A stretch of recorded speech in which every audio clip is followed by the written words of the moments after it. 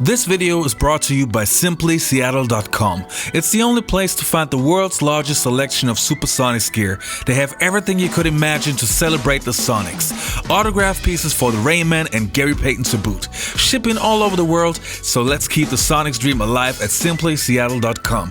Click the link in the description box and get 10% off. Check it out now.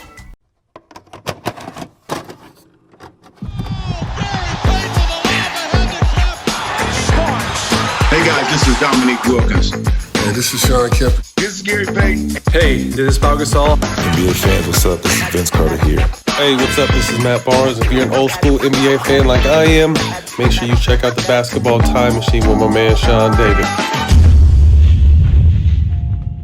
Hello again, welcome back to the Basketball Time Machine. I'm Sean David. Thanks for tuning in. Let's talk some old school NBA. In today's episode, I want to rank Michael Jordan's 5 greatest NBA seasons, which is going to be a pretty difficult task, but hey, what about a new challenge?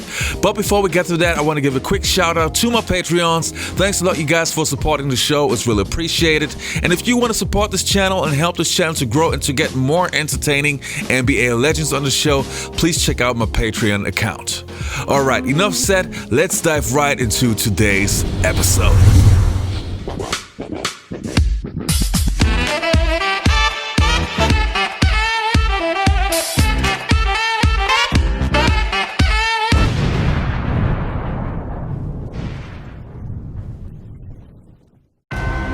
To compete, to win, that's all I live for, really. When you lose, you're easily forgotten, and I don't think anyone want to go to their graves forgotten. I'm not here campaigning for the best player in the world or in history.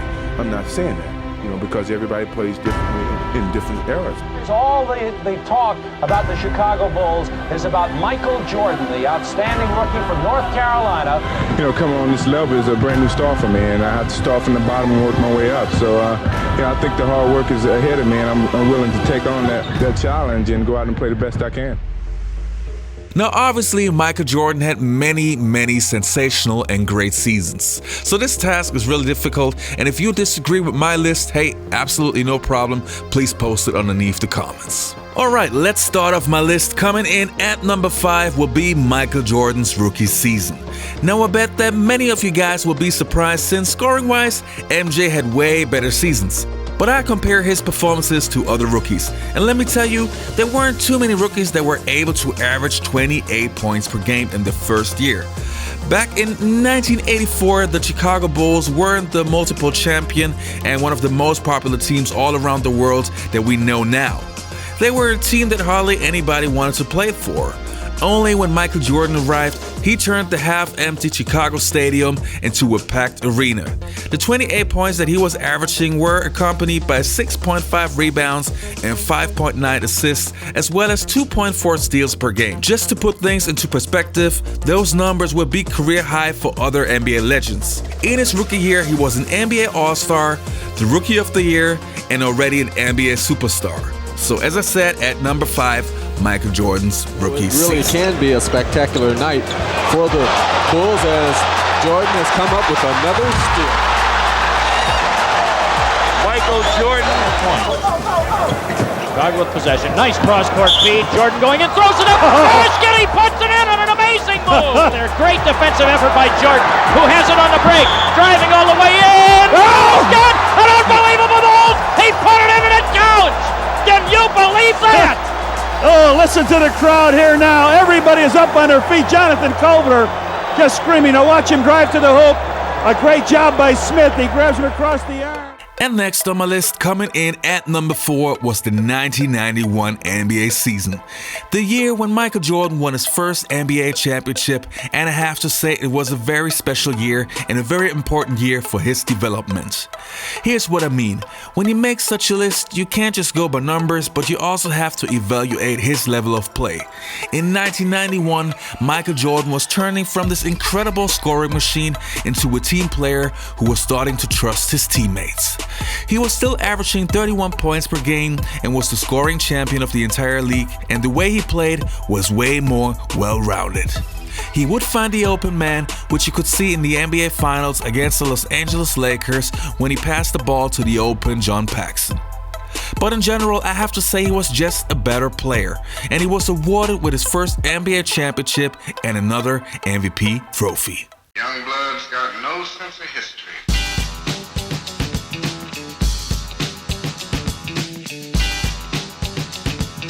Horace Grant takes it away from him. Ahead to Jordan. Michael on the drive. In on Barkley for the jam. BJ head of the key. Left side. Jordan. Michael over. Oh, man. Up, power, Manute in your face. Whoop. Jordan has it now on the drive. Spins down the lane. Shoots. Whoa, Make it in through the foul. On Barkley. How about 15,002? Bulls lead down to 7. It was 11. Here's Jordan in deep on Elo.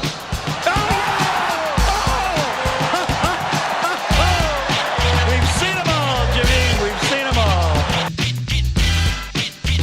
Jordan again. 3 on the clock.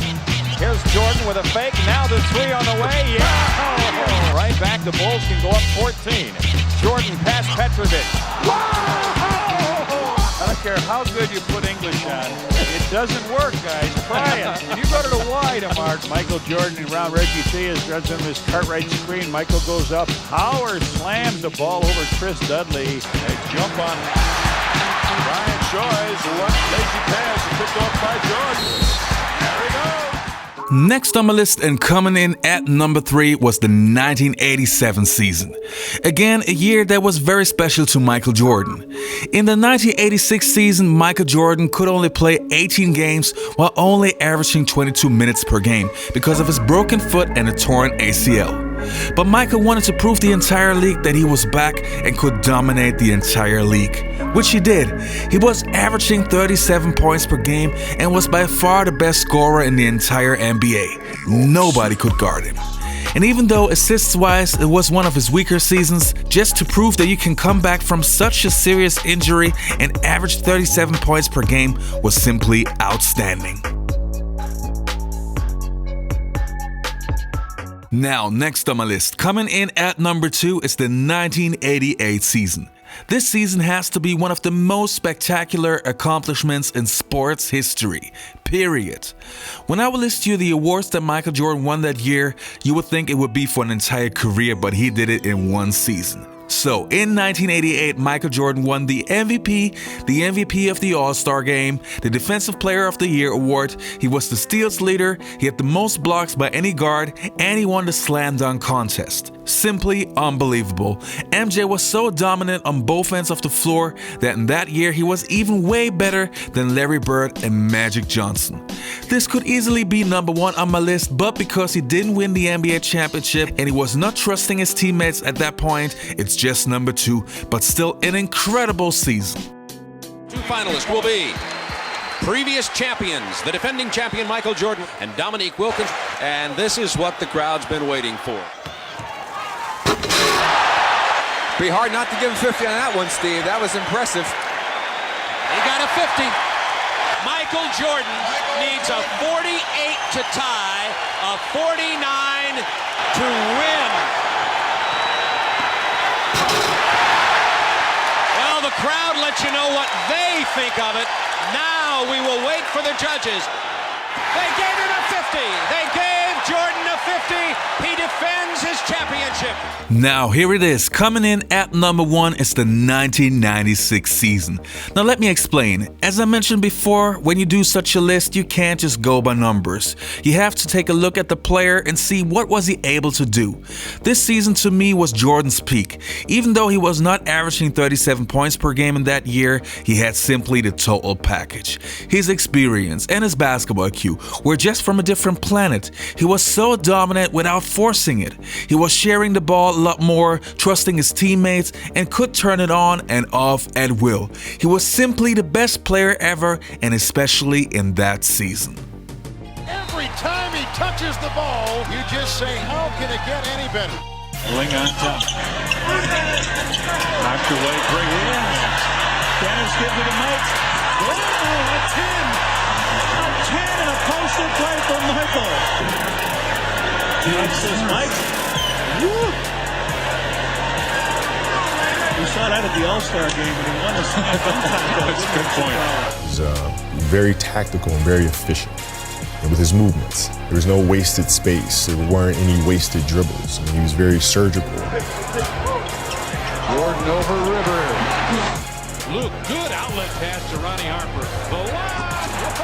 Michael was climbing up in the air before that pass came from Harper. All right, you guys, that was it for today's episode. I hope you enjoyed this video. Please do me a favor, leave a like and also subscribe to the channel if you enjoyed the content. And also, if you want to listen to me with former NBA legends talking about the good old days, please check out the Basketball Time Machine podcast on iTunes and on Spotify. All right, enough said. You guys all be healthy, take care, and goodbye.